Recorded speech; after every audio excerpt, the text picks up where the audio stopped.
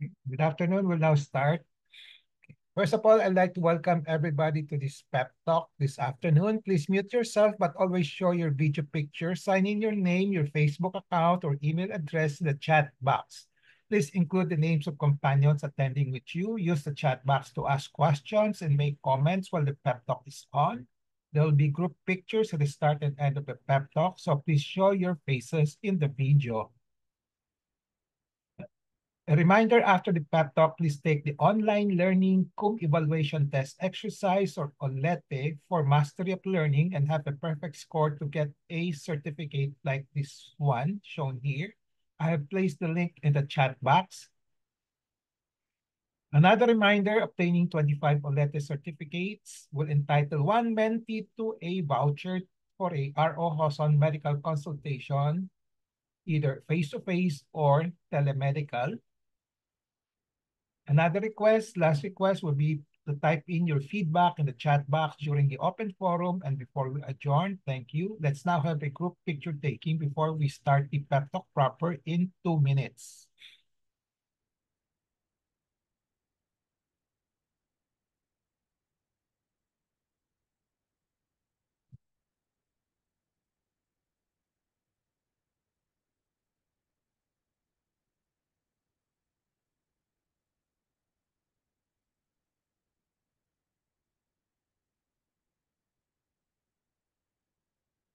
Okay, ready?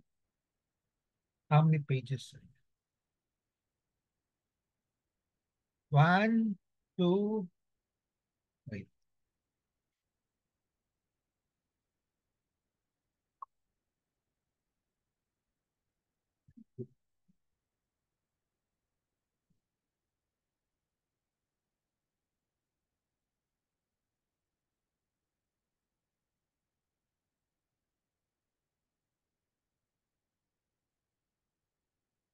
Something went wrong.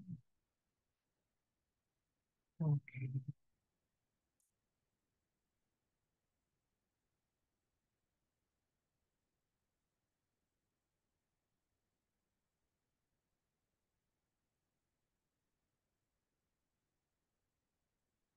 Okay, ready? Get set. One, two, three. Okay.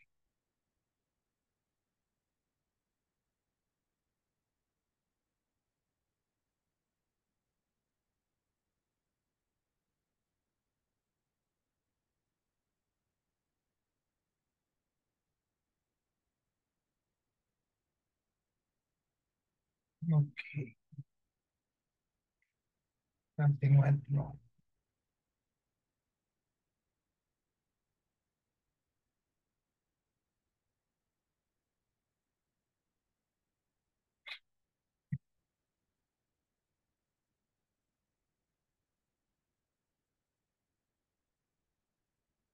I have a patient empowerment program in which I'd like to empower the lay people or patients to take control in the management of their health. I started the PEP talk on May 15, 2021 during the COVID-19 pandemic. There are 3 courses in the PEP talk. I completed the core course on October 9, 2021. From October 23, 2021 onwards, I've been tackling health disorder and health issue courses. So this is our 156 pep talk. And starting last May 18, 2024, this started the year 4 of our pep talk. How long the pep talk will last will depend on the enthusiasm, discipline, and perseverance of everybody. My pep talk today is entitled R.O. Hoson Tips on Controlling Expenses for a Surgical Operation with the Help of a Surgeon. I hope I will be able to empower you to have an essential understanding on this topic as part of your health management. The disclaimer will be the following. My talk will contain my thoughts, perceptions, opinions, recommendations culled from my personal experience as well as from the writings of other health professionals. The topics, the contents of this pep talk today will be the following. Why is it important for lay people to know how to control expenses of surgical operations with the help of a surgeon? And what are my tips for lay people on how to control the expenses of surgical operations with the help of the surgeons? Surgical operations entail expenses which are ever and progressively increasing in this day and age, lalo na ngayon, as part of their personal family health management strategies. Patients and the relatives need to know how to manage, particularly on how to control the expenses of their forthcoming and future surgical operations. So this write-up is not to promote the best buy, saan ang pinakamaganda, saan ang pinakamura, okay, which connotes commercial products, services for sale, but to enable best value surgical experience in case a surgical operation is needed. One that is cost-effective, one that is pleasing, and patient and relatives are satisfied with a good with delight and patient satisfaction. So in whatever economic status one is in, all should be prepared to know how to manage their expenses in preparation for an operation. The foremost primary goal is to promote best buy surgical experience in case a surgical operation will be needed. The other goals are to avoid inability to pay hospital and medical institutional expenses because of lack of preparations. With some patients and relatives, I've been hearing this, ending up with getting external loans, selling properties, and promissory notes with collaterals in the hospitals, and to avoid complaining on high cost expenses incurred. So how to control expenses for the surgical operation in the Philippines setting does not simply entail choosing a charity government hospital over a private hospital if there are issues on financial capability of the patients and their relatives. So it is true that more or higher expenses are usually incurred in private hospitals than in charity government hospitals. However, it is not always the case that entering a charity government hospitals for operation will be a walk in the park or a simple solution when one cannot afford the expenses in private hospitals. Because one, entering a charity government hospital does not ensure no expenses will be incurred. Meron pa rin. Oftentimes, there will be still expenses to shoulder, especially if the charity government hospital does not have available surgical materials, laboratory diagnostic tests, and medications that patients and relatives have to procure through out-of-pocket basis. Kung wala yung hospital, you may have to pay. Situations can occur in which patients and relatives cannot even afford to procure materials that are not available in the charity government hospitals. And so this may lead to inability to financially procure the non-availability of materials or getting loans and selling properties. Second, the waiting time in the charity government hospital during consultation before an operation and in scheduling of the operation may be very, very long, matagal. There may be numerous low-value examinations being ordered in charity government hospitals. This may lead to frustrations in searching for the so-called best value surgical experience in the charity government hospitals. To repeat before I go to my personal thoughts, perceptions, opinions, recommendations on how to control expenses for a surgical operation in this Philippine setting with the help of a surgeon. In whatever economic status one is in, kay mayaman, kay pobre, all should be prepared to know how to manage their expenses in preparation for an operation. The foremost primary goal is to promote best value surgical experience, not best buy, but best value surgical experience in case of a surgical operation is needed. And the other goals would be to avoid inability to pay hospital or medical institutional expenses because of lack of preparation. So with some people, some patients and relatives ending up getting external loans, selling properties, and putting up promissory notes with collaterals upon discharge, and to avoid complaining on the high cost expenses that will be incurred. So in my title, I include the phrase with the help of a surgeon. Right away, I make the assumption that the crucial or the most important medical specialists who can help patients and relatives in controlling their expense in surgical operations are the surgeons, not nobody else, because we're talking about the operations. Okay, so he is the best, or they are the best people to help you in controlling expenses. Number one, they know the ins and outs of surgical operations. They know the usual expenses of surgical operations. They are in the best position to control expenses if they are the ones doing the operations. They know or should know how to advise patients and relatives on where to get the needed operations done based on financial capability if they cannot do the operation themselves. So pwedeng kayo i-refer sa isang lugar na pwedeng makontrol yung expenses ninyo. Okay? So here are my personal recommendation or tips. First thing to do is to look for a surgeon who is patient-centered and compassionate enough to help manage expenses for a surgical operation, particularly in trying to reduce and control the expenses. So look for a patient-centered, compassionate surgeon. So when you say a patient-centered surgeon, this is meant as somebody, a surgeon who focuses on the individual's specific health, particularly emotional, mental, and spiritual, social, and financial needs, and the desired outcome. So individual specific health, hindi siya dekahon, not all patients, but for a particular patient. In contrast, when you talk about physician-centered surgeon, ito yung kabaliktaran ng patient-centered. This is the one who just focused on the surgeon's expertise with the assumption that he knows best and will act in the patient's best interest. And this attitude dominates the relationship between the patient and surgeon. Okay.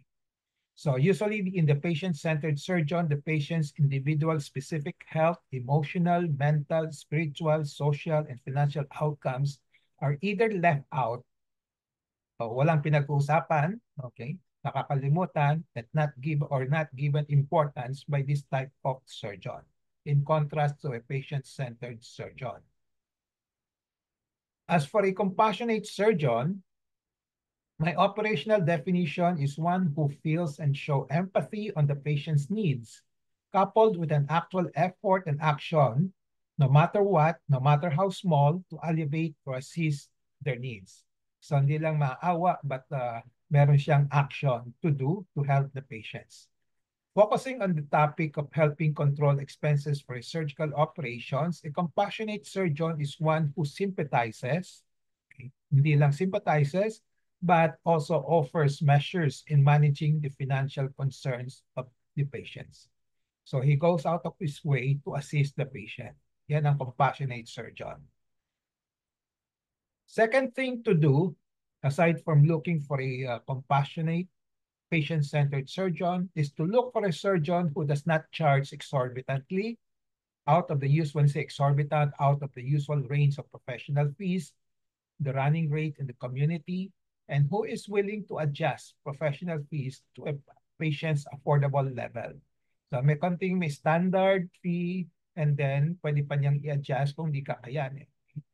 So a patient-centered and compassionate surgeon does not deny his services just because a patient cannot afford his fees. So if yung surgeon has this attitude, I will not deny my operations for you just because you cannot afford, okay, he is a patient-centered and compassionate surgeon. Gagawin pa rin niya. Corollary to the above, that is looking for a patient-centered and compassionate surgeon and a surgeon who does not charge exorbitant fees, professional fees, then you look for a surgeon who has a track record and reputation of practicing and advising patients and relatives on the following. So titingnan mo lang. Mahirap pero tatanong-tanong mo lang. Okay. So track record and reputation. So example will be one, is he a surgeon who has a minimalist approach? When you say minimalist approach in the patient management, this is doing only the essentials for less is more. Yung kailangan lang. Rather than the maximalist approach where more is more, doing a lot of non-essentials that will not affect the outcomes of the treatment. So maximalist, lahat gagawin, kahit na hindi makailangan-kailangan. But minimalist, yung talagang needed essentials lang, kailangan lang. No? Then kung may nakitang kailangan pa ng iba, then pwedeng dagdagan ng in the minimalist approach. Hindi yung shotgun de cajon na gagawin ng maximalist approach. Number two, the choice of recommendations among the patient management, particularly treatment, are governed by cost effectiveness, okay, factoring the benefit, risk, cost, availability considerations among the different options.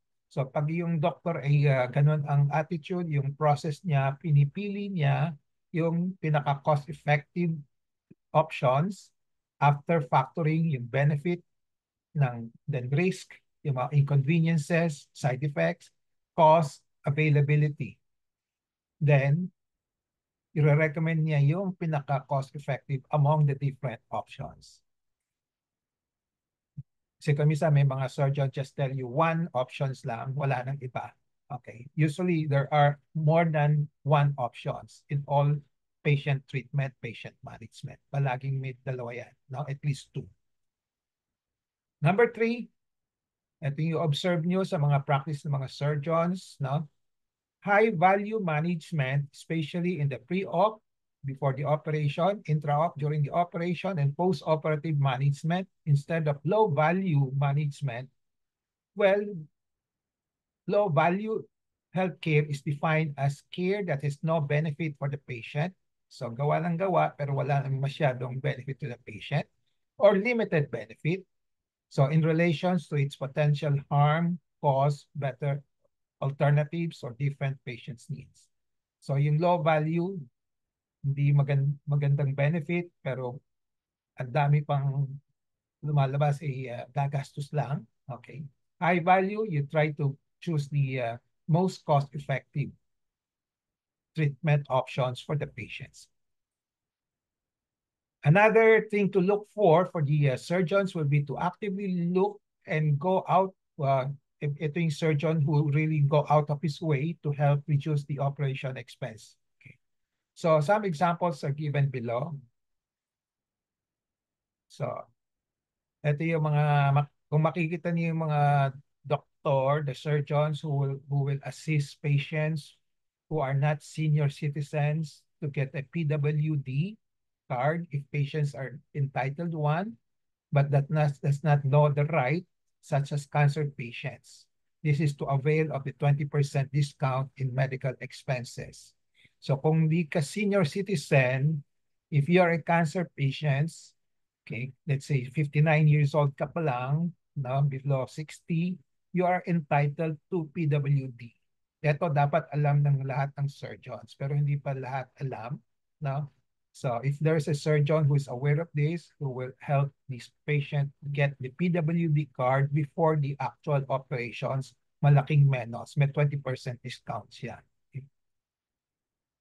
Assisting or reminding senior citizen to avail of their 20% discount benefits on medical expenses. Although usually automatic lang pag more than 20 by your age, bibigyan kayo ng 20% discount because you're senior citizen, pero kumisan hinahanap pa rin nila yung senior citizen card ninyo. Kumisan hindi dinadala ng mga pasyente. No? So just the doctor should remind the patient to make use of their senior citizen benefit. Assisting patients in the maximal utilization of the PhilHealth insurance benefits if they have coverage. Kung may coverage yung pasyente ng PhilHealth, i-assist ng surgeon on how to maximally utilize the insurance benefit. No? Okay. May makukuha pa kayo doon sa hospital. Kuminsan tutulungan kayo, baka yung kuminsan yung tinatawag ng relative value RVS, relative value scale.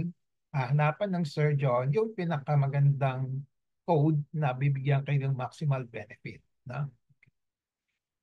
Then last one, another one will be to assist patients in the maximal utilization of HMOs if they have subscription. Minsan, the surgeons will have to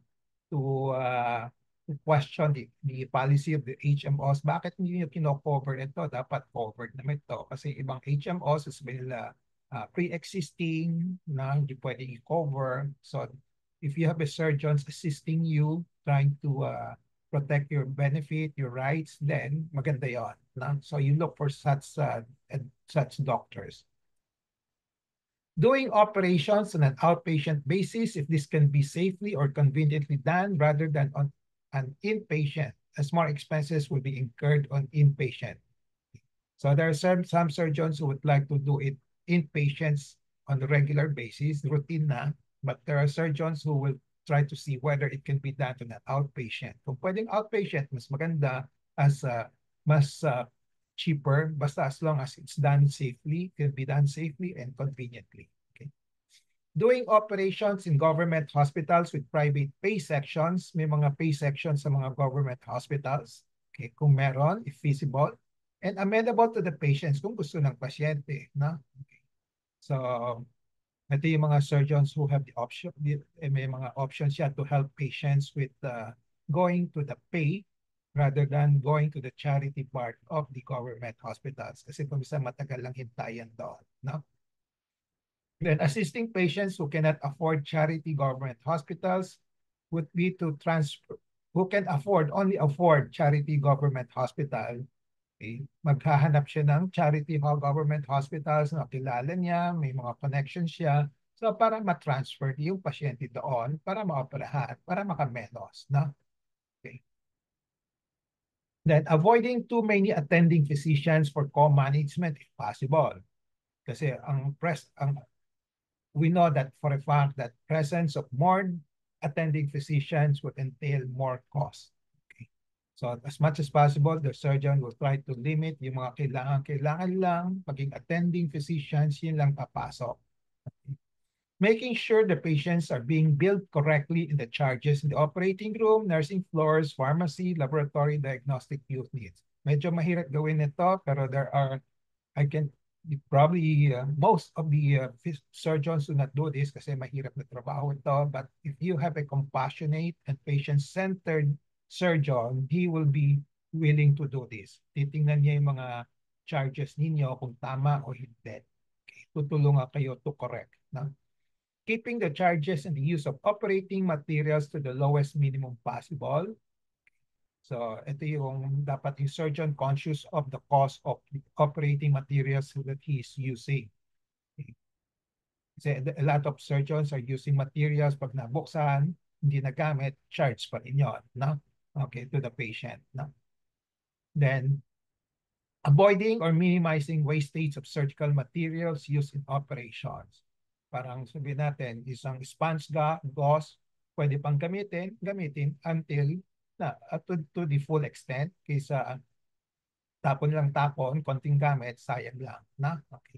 So this is an example of avoiding or minimizing wastage of surgical materials. Kasi gastos din yon, charge to the patients din yon. Last important recommendations or tips, patients and relatives should not be afraid or should not be shy to ask questions to the surgeons on how they bought, when I say they, both surgeons and patients can collaborate to control the expenses of surgical operation. Hindi lang tatanong, Doc, magkano ba gagastusin ko? Tatanong pa rin, how can we lessen the expense? Ganon. Okay, diretsahan, no? Para magtulungan.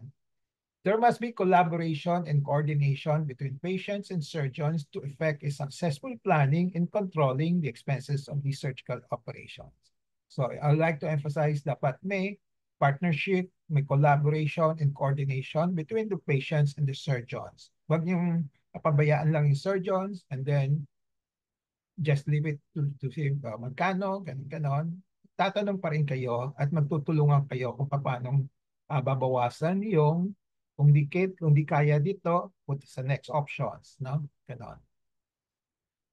So my last advice will be start looking for a patient-centered and compassionate surgeon now, because you don't know when you're going to be operated again, or those who have not been operated, baka in the future you might need an operation. So maghanap-hanap na kayo, okay? And then have him or her as your family physician and as one of your mainstay family physicians who will be able to advise you properly. Okay? So gawin na niyo ngayon. Okay, wag niyo hintayin na kailangan yung operasyon, mahirap maghanap niyan. No? Okay. So that's my last slide for this talk proper. My summary takeaway, I presented the two major questions topic here. Why is it important for lay people to know how to control expenses of surgical operations with the help of the surgeon? Sabi ko nga, importante ang emphasis ko, help of the surgeon, not other people. Kasi mahirap i-lecture yung with the help of other medical people. Surgeon pa rin ang the best people to help you here. What are my tips on how to control the expenses? Takeaway in relation to patient empowerment, be always in touch with reliable medical information on controlling expenses for a surgical operation with the help of a surgeon. Knowledge is power. It gives power. Use the 4Ks of patient empowerment, kalaman, kakayanan, karapatan, and kapangyarihan to gain greater control over decisions and make better decisions on controlling expenses for a surgical operations with the help of a surgeon as part of your health management. So this ends my pep talk today. I hope I've empowered you to have an essential understanding on how to control expenses for a surgical operation. Okay, I like to emphasize you have to look for a surgeon who will be helping you. Okay, a compassionate and patient-centered surgeon. So before we go to the QA proper, please take note of the OLETE. Okay, take the OLETE so that you're going to get a certificate like this. The link has been placed in the chat box. Okay, 25 OLETE certificates will entitle one to a free voucher for RO Hoson medical consultation, either face-to-face or telemedical. And then request feedback, type in your feedback in the chat box during the open forum before we adjourn. And then lastly, let's have a picture taking before we start the QA and interactions.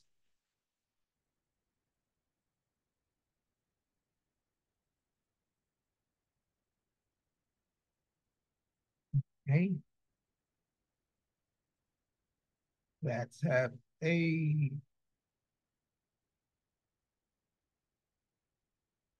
a picture. 1, 2. Ayan, sama ka, PB. Dapat. Sino pa ba yung isa? Yung sa blanco. Ayan. Habol. 1, 2, 3. Okay.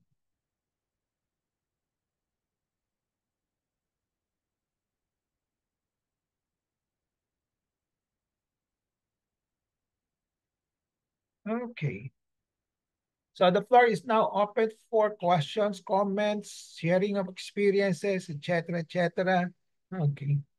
So as I said in my topic, my title, my patients' testimonials, no? Okay.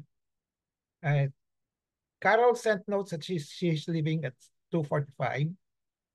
So unahin na natin si Carol. Okay. Okay. May time pa naman eh. Yeah. Okay. Can you hear me? Yeah. Wait, I'll pin you. How we pin?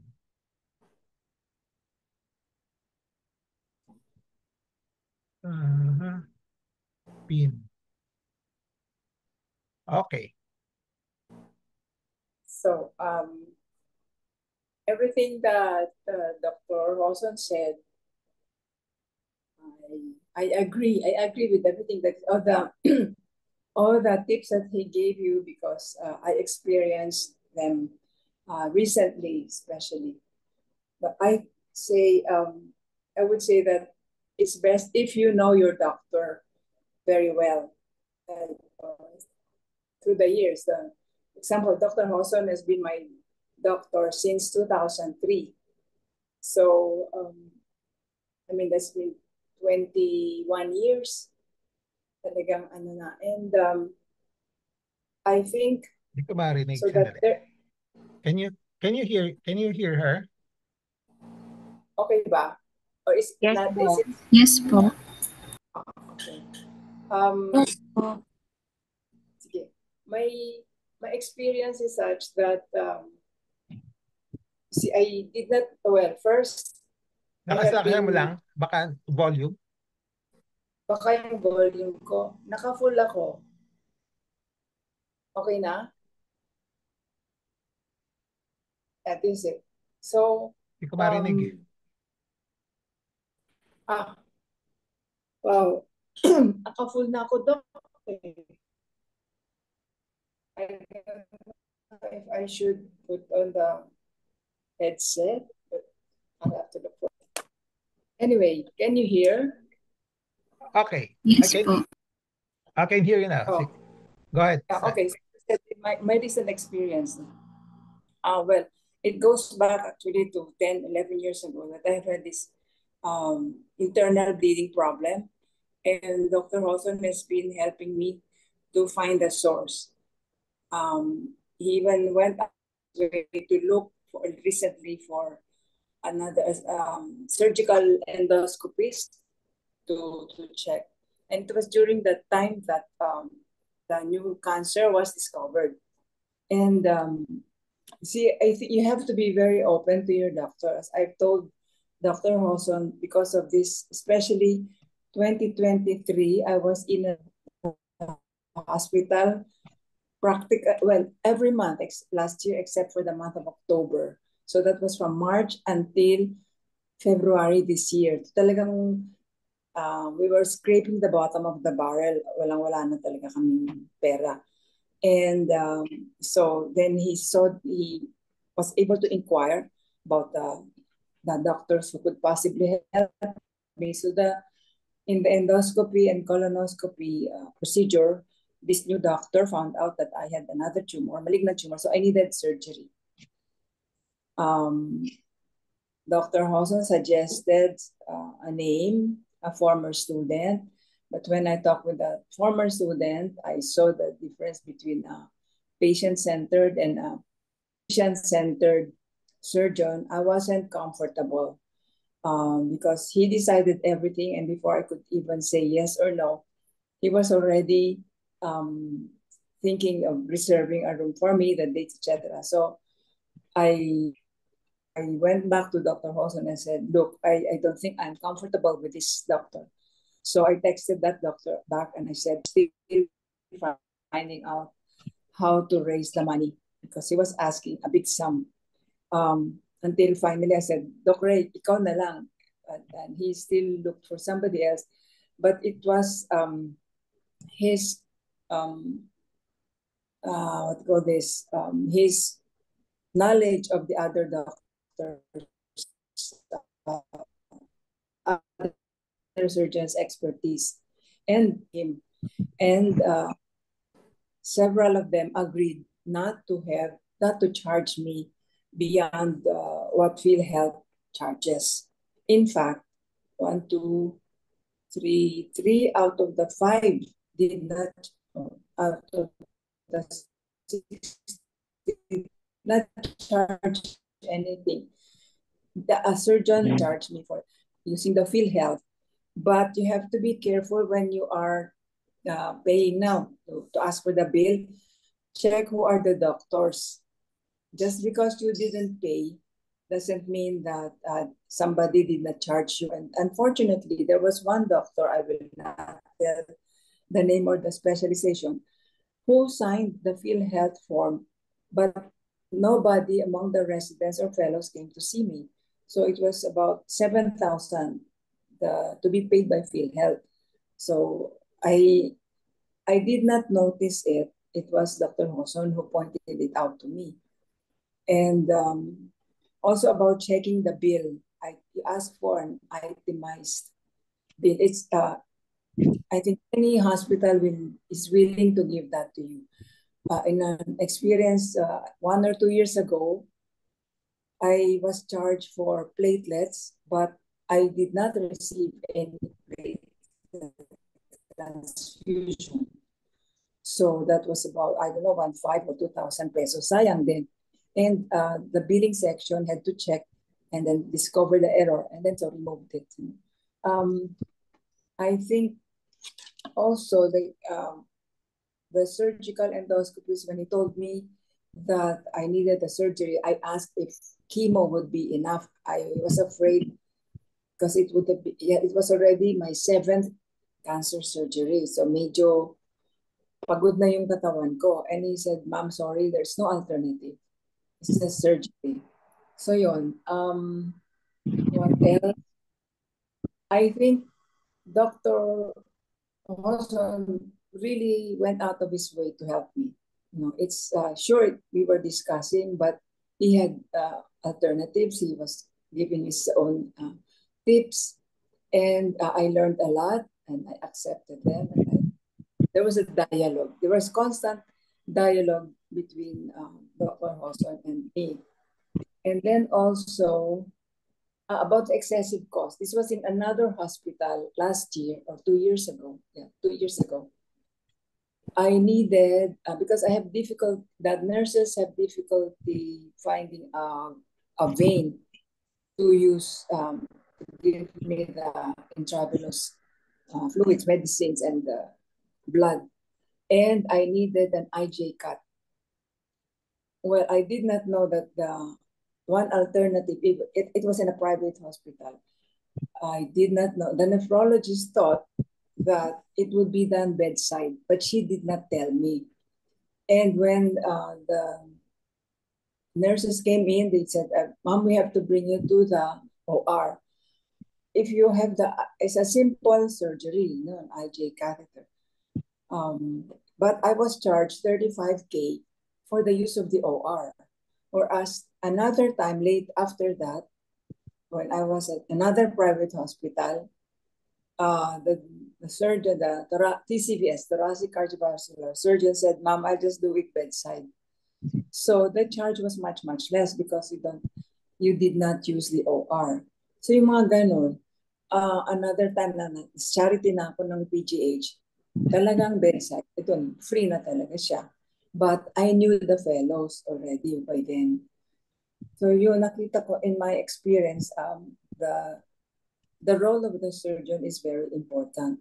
But if you don't know and you have nobody to ask, like in the other private hospital, I did not know any better.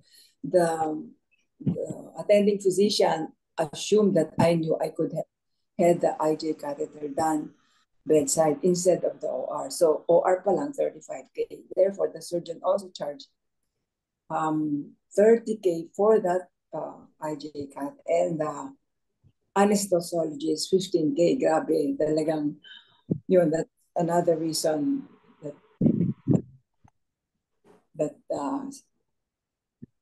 made us use up practically a lot of our resources. So this time, maliit lang talaga yung gastos ko. Wala pang 50K, and that's a major surgery sa colon. And then I stayed only a week, a little over a week. I could be discharged.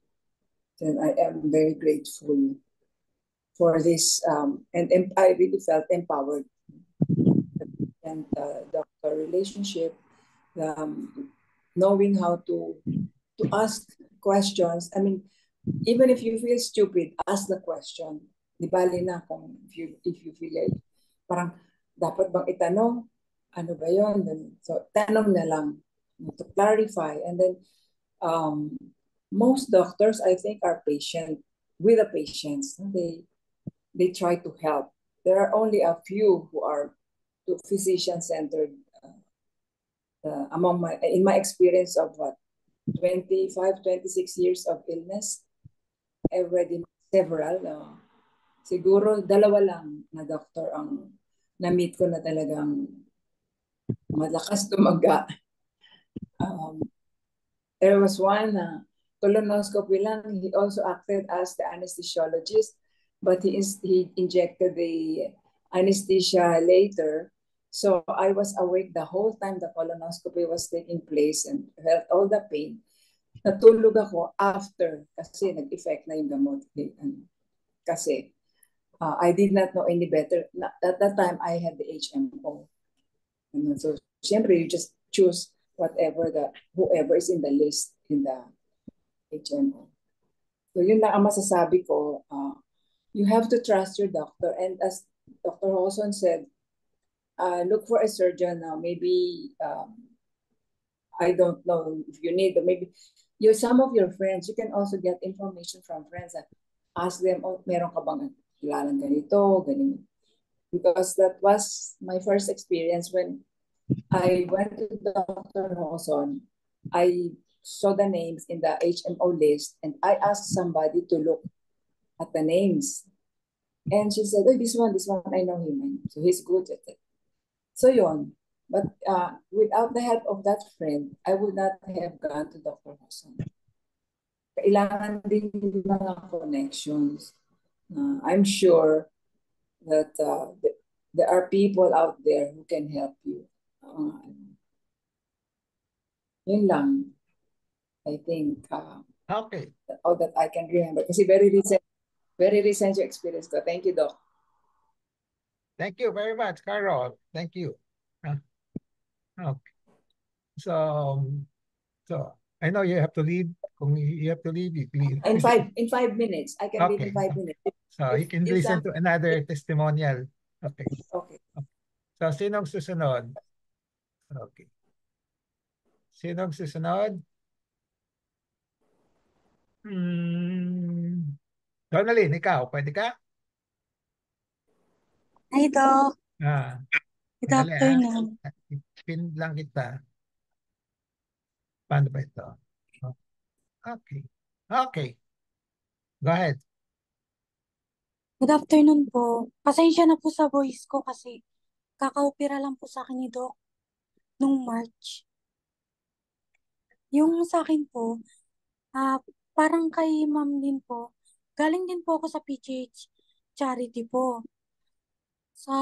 Doon ko po nalaman na meron po akong thyroid cancer. At the age of 26 po, 25 years old po. Tapos, nagpatuloy po ako sa PGH charity hanggang sa magto 2 years na po ako. Na wala pa ring process, wala pa ring schedule, wala pa rin akong update sa akin kung maoperahan po ba ako, ganun kung kailan. So, dahil nawawala na po ako ng pag-asa sa PGH, nag-try po ako ng iba't ibang hospital. Tapos, same lang po yung sinasabi nila na thyroid cancer nga po. Tapos, pag tinatanong ko po kung magkano po yung expenses ko po sa operation, palaki po ng palaki yung parang kumbaga binibigay sa aking amount. Hanggang sa pinakamalaki po is yung 250K. So, nawala na po ako ng pag-asa kasi hindi ko po yun kaya. Tapos, hanggang sa nag-search po kami sa Facebook, nung husband ko po, nag-search po siya, nakita niya po si Dr. Hoson po. Tapos, nag-try po kami, nag-gas po kami, tapos nagpa-consult po kay Doc.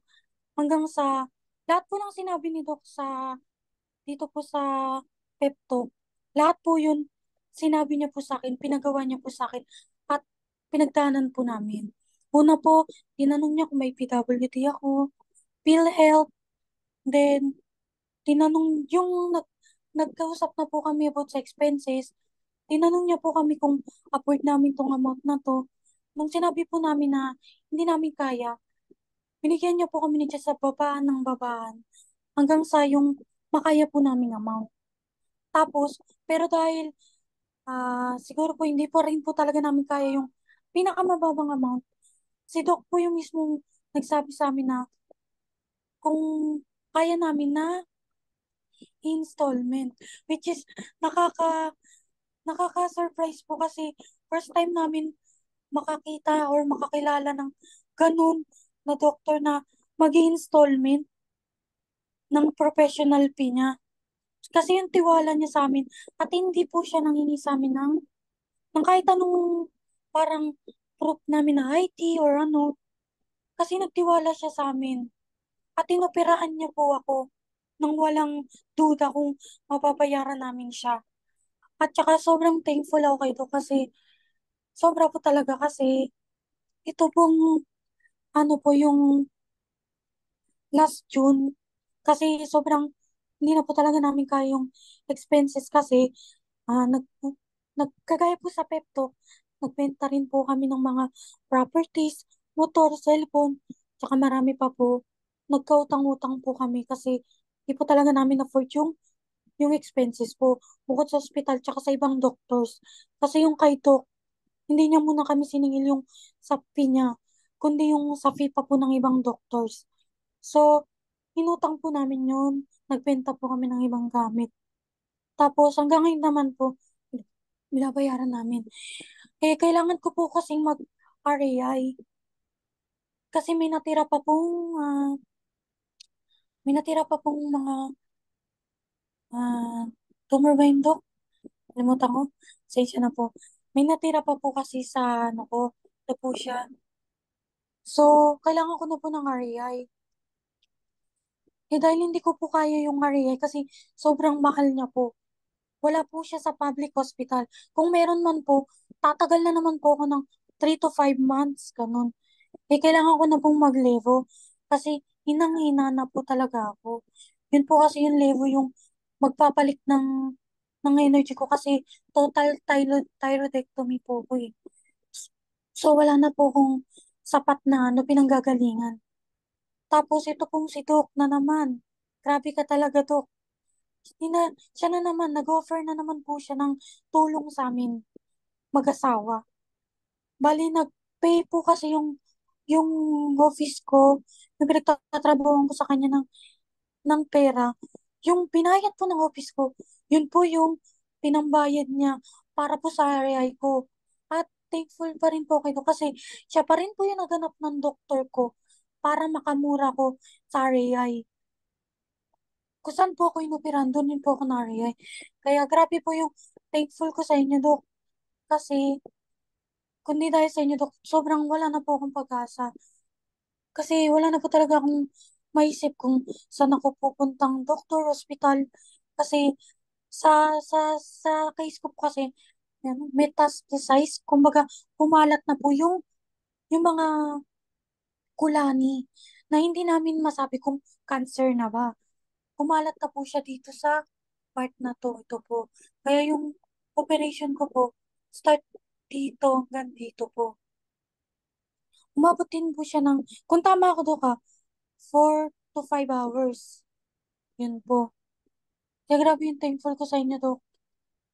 Kasi hindi po ako magiging ganito kakampante.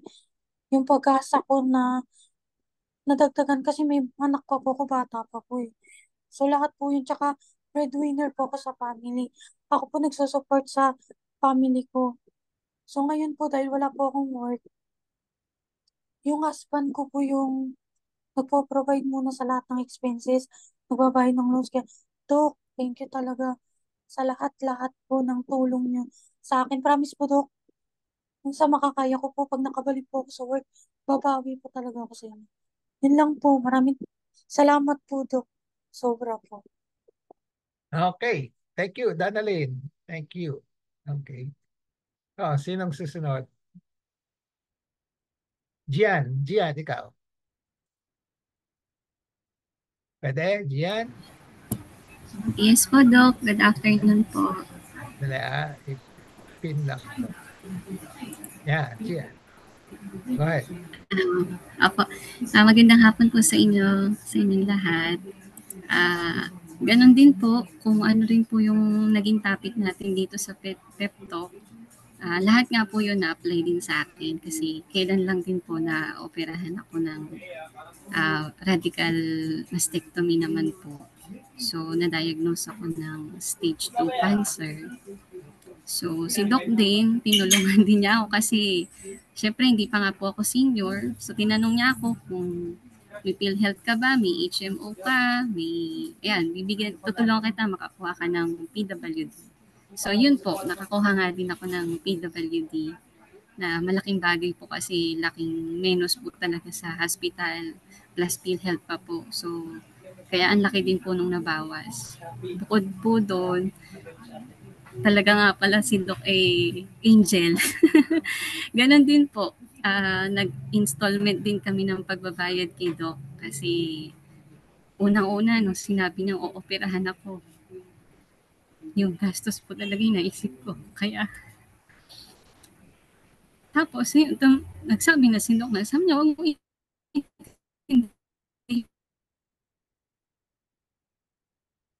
yung gastos. Tutulong ko, hulugan na lang. So kumayag ko siya. Medyo natanggalan din po kasi medyo malaki din po. Tapos sa PGH din ako na opera. Pero since matagal po yung schedule sa PGH, binigay sa akin ni Doc yung schedule niya na slot niya para sa akin para agad-agad na ma-opera kasi nung March na diagnose po ako, by April 13 na operahan na po ako kasi gusto niya maagapan ako kasi nga sabi niya stage 2 at least tanggalin na natin para males yung pagkikimo mo kung sakali. So sabi niya, kaya kung yun nga, dahil wala nga kaming nakahandang pera kasi hindi naman namin expected din. So sabi niya, sige, tulungan tayo na yun. Ganun po yung pagbabayad ko din kilo na hulugan din. Ayun. Tapos, sa ngayon, successful naman po yung naging operasyon. Nagpapagaling pa ako, tsaka tuloy-tuloy pa rin yung pag-check up ko kay Doc kasi lately, kakakuha ko lang po nung fish test result ko. Na, yun nga Doc, na-send ko na po sa inyo yung result. So, hindi pa po natin ulit nabalikan kung ano na po yung magiging next step po. Kasi parang hindi pa naman din talaga kami totally okay dahil yun, hindi pa po namin alam kung anong gagawin na namin dahil yung fish test ko po nakalagay lang po kasi doon parang positive, ganun. So, hindi po namin alam kung anong maganda ba yun o delikado sa akin. So, salamat, Doc. Nandiyan ka po. Actually, si Doc, 2004 ko pa, siguro 2007 ko pa po ata siya doktor. Sa thyroid ko din po doktor si Doc Ray. Una, meron kasi akong nodule na hindi naman, so sabi ni Doc, hanggat hindi nakakasagabal sa araw-araw na buhay mo, hindi natin siya kailangang operahan. Pero yung ibang doktor na napuntahan ko noon, sabi, tanggalin daw, kailangan daw operahan. So ngayon, yung si Doc Ray, ni-refer ng tita ko kasi doktor din siya ng mga tita ko. So ni-refer sa akin, kaya napunta ako kay Doc. Then after nun, kay Doc na lang po ako lagi bumabalik kasi ngayon lumiit na po yung nodule ko. Yan. So, meron din akong thyroid nodule. Tapos, yun nga, sa breast cancer naman ngayon na patuloy pa akong ginagamot ni Doc. Na Doc, huwag mo akong papabayaan. Yun, kasi, yun. Yun, patuloy lang din po kami nagdadasal na sana gabayan din kami, pati si Doc. Salamat po sa inyo, Doc. Yun lang po. Thank you. Thank you. Saka natin pag-usapan ng fish mo. Sige, Doc. Okay, thank you. Thank you, Doc. Next will be, sino pang na-invite ko?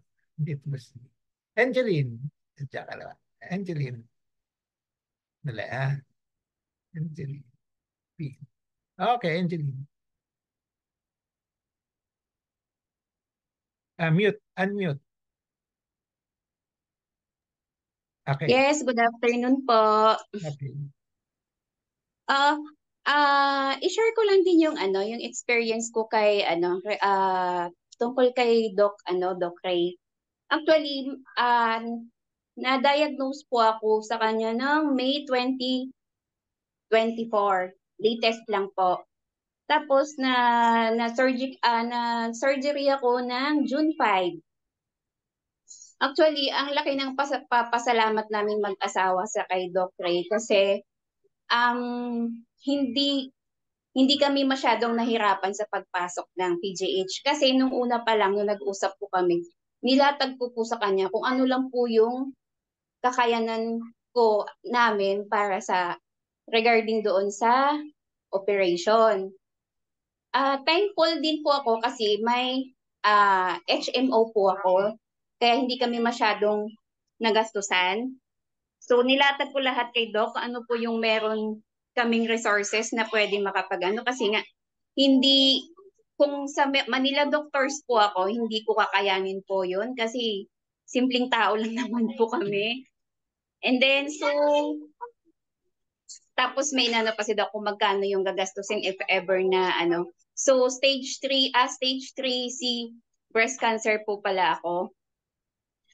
So ngayon, nung nalaman ko po yun, medyo parang naano po ako ng parang nasakluban ako ng langit kasi sobrang liit pa po ng mga anak ko, isang 9 years old at saka isang 6 years old.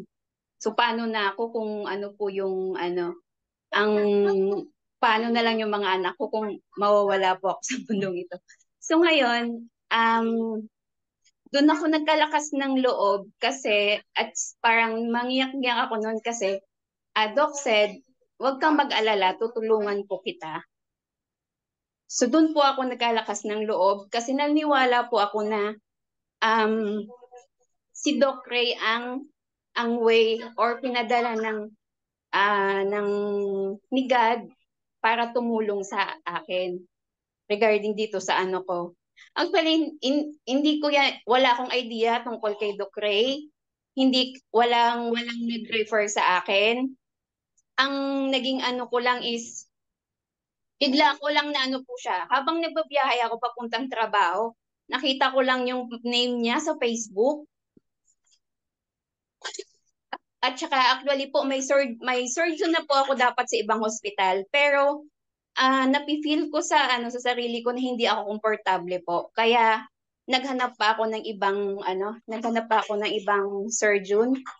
So since na nagbabiyaya ako from nakita ko yung ni Doc Ray sa Facebook, accidentally po nakita ko lang po siya. So naniniwala ako na siya po yung pinadala ni God or siya yung way para matulungan ako in terms of my surgery, in terms of sa lakas ng loob, sa lahat ng po.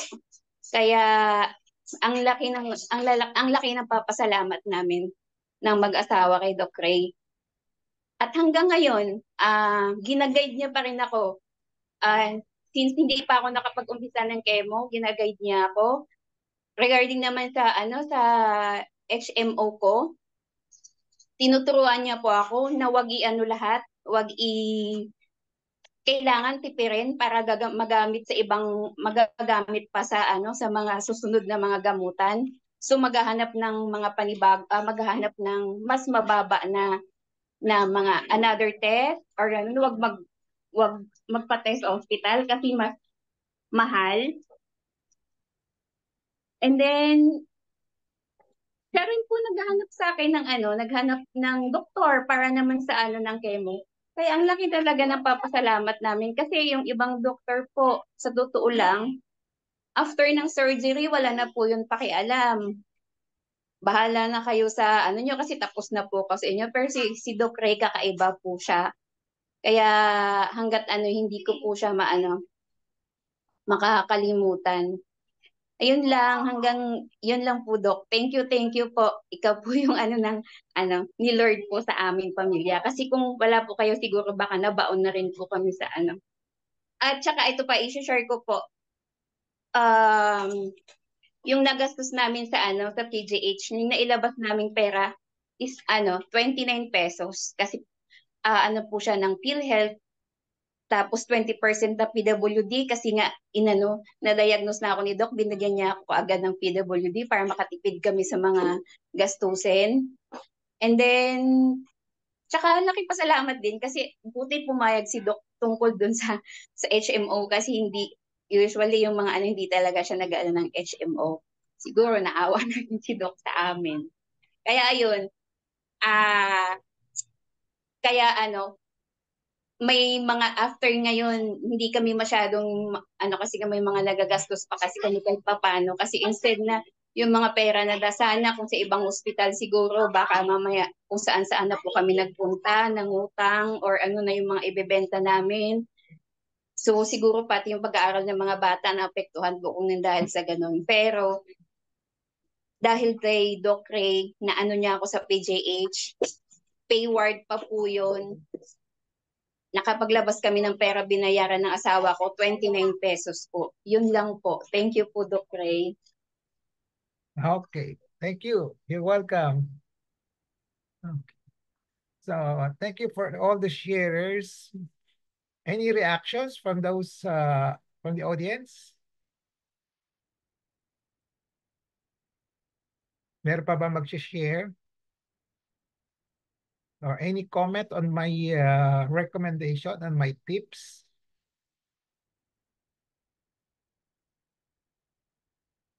Anybody?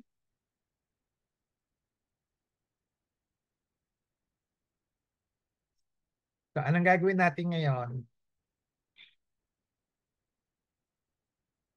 Anong gagawin natin ngayon? Maghahanap ng patient-centered and compassionate surgeons kung sakaling kailangan nyo ng operasyon in the future. Maghanda na kayo. No? Okay. Kasi mahirap maghanda on the last, maghanap ng ganong klaseng surgeon on the last minute. No? Okay. So, while I'm still alive, isama mo na ako doon sa listahan ninyo. Kung wala, ayan yung anak ko, andyan. Ray, Lance, pakita ka nga.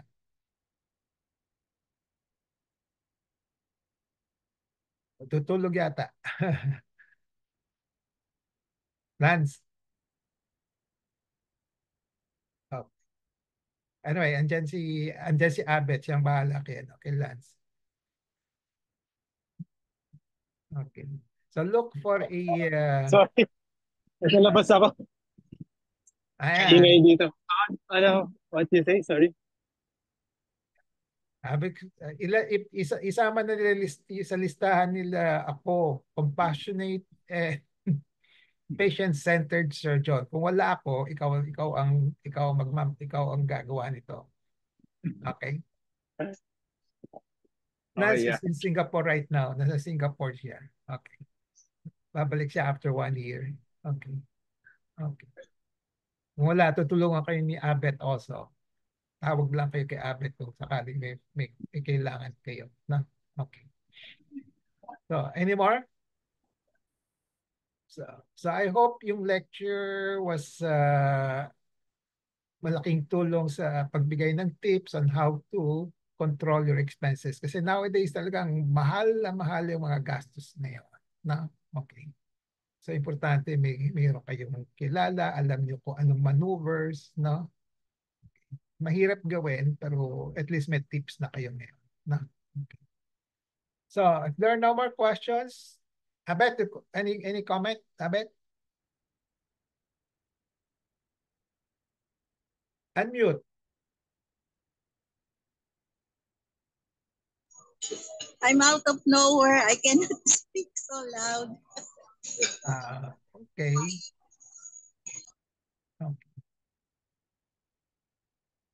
Okay. Sige, kung wala nang tanong, we will no more reaction, sharing. We will call it a day. So we will see each other again next week. No? Okay. Ang topic next week will be on breast. No? How to say that it is normal. No? Paano basihan ko? Bakit sasabihin na normal ang breast ninyo? No? Okay. Okay. So with that, we'll just call it a day. Thank you for your attendance. No?